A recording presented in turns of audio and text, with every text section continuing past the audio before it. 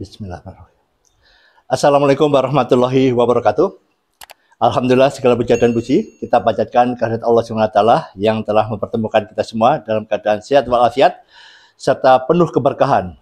Dan pada hari ini saya share terkait dengan belajar ekspor. Semoga Anda semua bisa menjadi eksportir yang handal. Salam dan shalawat kita aturkan kepada junjungan Nabi besar Muhammad SAW beserta keluarga serta sahabat beliau. Semoga kita semua bisa mengikuti suri teladan yang telah beliau contohkan hingga akhir zaman nanti, insya Allah. Rekan-rekan pojok ekspor, ada dua kunci utama agar barang-barang Anda yang diekspor lancar keluar wilayah pabean. Artinya Anda mendapatkan NPE, ya, persetujuan ekspor untuk bisa ekspor ke luar negeri. Seperti kita ketahui ya, di minggu-minggu ini pihak Kepolisian Indonesia dan Bea Cukai ya ini sedang menemukan satu pelanggaran ya, pelanggaran terkait dengan pengiriman barang. Di mana pelanggaran ini ada kurang lebih 27 kontainer yang akhirnya tidak bisa ekspor. Karena apa? Karena produknya ini ya, di dalam dokumentasi PEP-nya tertulis fatty matter. Nah, setelah dicek ya, ternyata fatty matter ini adalah ada kandungan dari turunan CPO ya. Perlu diketahui fatty matter ini biasanya terkait dengan kandungan lemak yang banyak kegunaannya. Ada yang dibuat dari non CPO dan ada yang tidak non CPO. Nah, yang dilaporkan di sini tentunya yang tidak mengandung CPO, tidak mengandung kelapa sawit. Sehingga ada potensi kerugian negara terkait dengan pihak luar. Karena fatty matter di sini dilaporkan tidak ada biaya keluarnya. Nah, perlu diketahui kenapa ini bisa ditemukan, karena pihak kepolisian dan Bea Cukai itu ada menemukan sesuatu fenomena gitu, ada peningkatan ekspor fatty matter ya sampai 287%.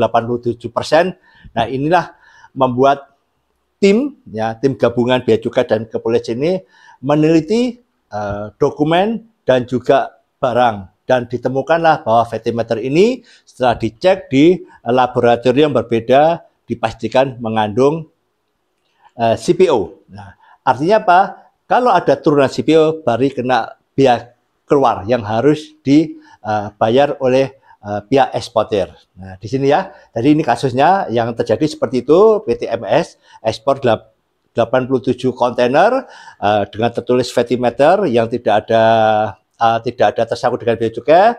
Ternyata diketemukan bahwa fatty matter itu ada kandungan CPO-nya. Artinya kalau ada kandungan CPO-nya berarti harus ada biaya keluar yang harus disetorkan di negara. Nah, untuk teman-teman, kasus-kasus begini ya tidak hanya terjadi pada perusahaan besar. UKM pun yang baru mulai ekspor bisa jadi ya, Anda begitu ekspor bersemangat ternyata tidak bisa keluar pabean ya, artinya ada permasalahan di pabean itu sehingga Anda tidak mendapatkan NPE. Beberapa di seri saya dulu yang ada UMKM yang ekspor apa sampai lupa saya itu, sampai kena denda 118 juta ya, karena barangnya tidak keluar. Nah, artinya apa? Kondisi begini, kondisi yang terjadi di lapangan ini bisa terjadi tidak hanya pada perusahaan-perusahaan besar, tetapi juga perusahaan kecil ya, kalau tidak hati-hati. Nah, ada dua kunci utama yang harus Anda pelajari terkait dengan bisnis ekspor ini. Satu, terkait dengan kategori produk barang ekspor. Ya, pastikan bahwa barang Anda itu apakah masuk bebas untuk diekspor, apakah termasuk barang yang dibatasi ekspornya atau dikatakan barang tertentu, atau barang yang dilarang untuk diekspor, dan terakhir termasuk barang yang kena bea keluar. Nah, ini harus Anda pastikan ya. Pelajari detail barang Anda itu apakah masuk di antar ini. Yang terbanyak memang bebas untuk diekspor, artinya lancar. Tapi yang lainnya berarti harus ada satu penanganan khusus ya. Nah, ini yang harus Anda perhatikan. Jika barang Anda masuk lartas, barang yang dibatasi ekspornya bahkan yang dilarang, Nah, jangan dicoba-coba ya. Ini pasti ada ketentuannya. Boleh diekspor, tapi ada perizinannya sesuai persyaratan ekspor. Perizinannya harus diurus terlebih dahulu. Nah, kalau barang Anda itu termasuk kena bea keluar, maka harus diurus dulu bea keluarnya ya sebelum barang masuk ke kontainer yard. Ya, supaya begitu dicek sudah ada bea keluarnya, ada notanya dan lain sebagainya aman. Nah, ya, untuk bea keluar Anda cek di sini ya, berarti barang-barang yang kena bea keluar itu apa? Kayu, ya, kokoa yang biji, ya, kemudian ada yang CPO. Nah, perhatikan di peraturan ya, saya lupa nomornya ya, peraturan Kementerian Keuangan. Untuk CPO ini peraturannya adalah kena bea keluar itu CPO dan turunannya. Ada kata-kata turunannya. Ya, jadi tidak aja murni CPO. CPO itu turunannya sampai 150 macamnya ya. Nah, ini hati-hati. Termasuk bunggil kelapa sawit itu juga kena bea keluar. Karena apa? Termasuk turunan CPO. Ya. Nah, itu hati-hati. Jadi jangan sampai ada beberapa kasus barang tidak bisa keluar negeri, terhenti di kontainer yard di lapangan karena ditemukan ada kejanggalan dokumen. Satu itu terkait dengan produk. Jadi pastikan produk Anda masuk kategori yang mana? Apakah bebas? Apakah dibatasi ekspornya? Apakah dilarang? Ataukah kena bea keluar? Ini harus wajib Anda yang ketahui. Yang kedua, terkait dengan cara kerja bea cukai. Ya. Di bea cukai itu bea cukai ini ya sebagai gerbang terakhir ya untuk meloloskan barang Anda untuk bisa keluar atau tidak itu di bea cukai. Begitu PB masuk, pastikan di situ ada penelitian dokumen, ya, kelengkapan penelitian dokumen. Selama petugas bea cukai tidak menemukan sesuatu hal yang apapun, ya, terkait dengan penelitian dokumen di situ, maka barang Anda bisa lancar. Selain penelitian dokumen, bea cukai punya kewenangan untuk memeriksa secara fisik barang itu, Jadi kalau di dalam penelitian dokumen itu ditemukan tidak ditemukan sesuatu yang mencurigakan, barangnya bebas ekspor, HS Code-nya menyatakan ini bebas ekspor ya, tidak ada kandungan tertentu sehingga barang itu lancar ya. Tapi kalau ada ini masuk lartas, maka bea cukai pasti akan minta lagi dokumen pendukung ya perizinan ekspornya ada atau tidak. Kalau nggak ada selesai ya, artinya nggak bisa diteruskan untuk kirim ke luar negeri. Nah, yang kedua, bea cukai itu punya juga wewenang untuk memeriksa secara fisik. Secara umum kalau dokumen Anda lancar, barang Anda tidak mencurigakan, ya go ahead aja ya. Artinya tidak diperiksa secara fisik. Nah, apa yang diperiksa secara fisik itu ya, artinya betul-betul fisiknya diperiksa ya. Satu tentunya ada barang yang ekspor sementara ya, ada. Nanti saya jelaskan tentang ekspor sementara itu apa. Ada barang yang ekspor impor sementara, ada barang yang dapat fasilitas KIT ya, dan ada barang yang kena bea keluar. Ini wajib diperiksa ya.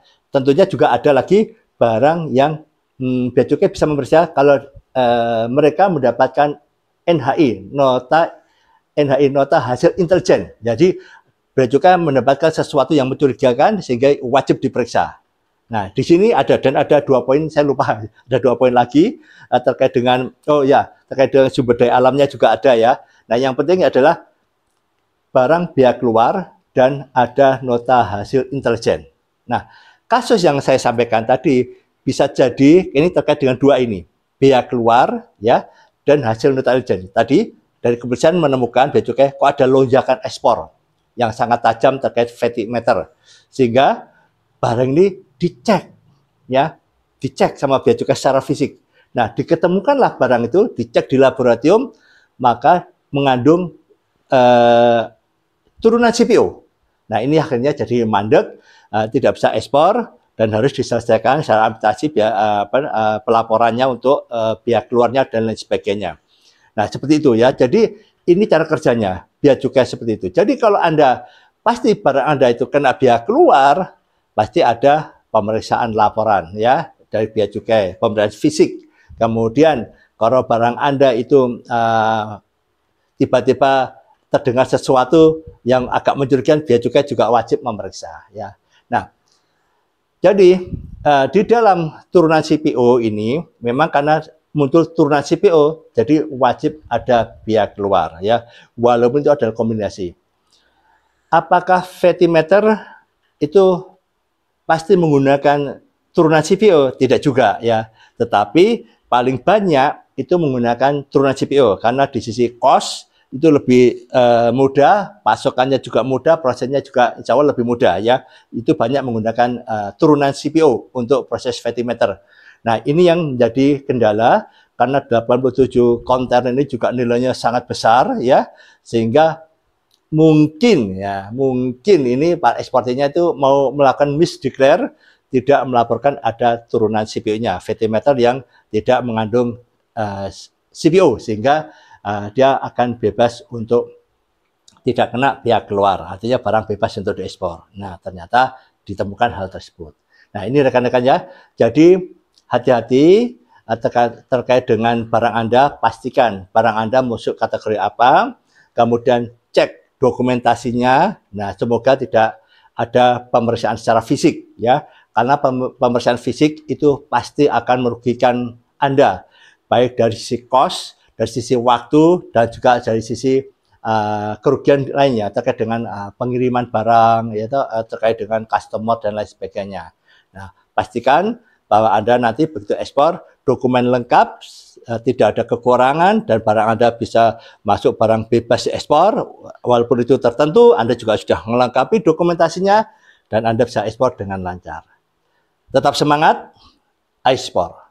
Wassalamualaikum warahmatullahi wabarakatuh.